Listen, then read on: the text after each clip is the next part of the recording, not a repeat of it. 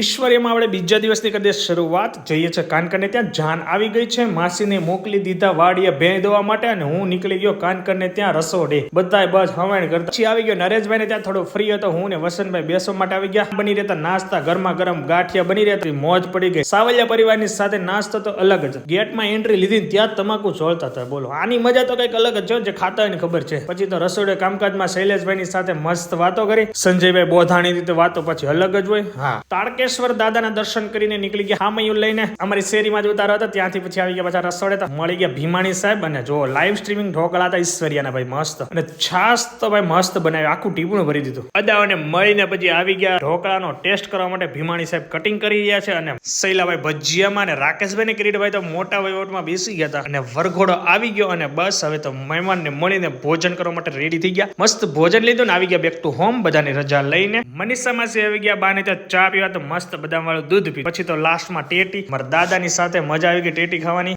And then ગામમાં આટા વીટા મારવા માટે આવી ગયા. મહાનુભાવોના દર્શન કર્યા. મજા પડી ગઈ બધાની સાથે. કાનકડ પરિવારને પણ બાય બાય કરીને સુરત ભેગા રવાના કર્યા. અનિલભાઈ તો દીવાબત્તી કમ્પ્લીટ કરી નાખી. અમારા ગામમાં પાણીનું પરબ ને એક ફિલ્ટર ઠંડા પાણીનું મસ્ત બને છે. અને પૂના મળી ગઈ તો પૂના છે ગઈ દિલ્હી, દિલ્હી છે ગઈ પટના ને અમારી સાથે જોડાઈ ગયા છે ભવનભાઈ.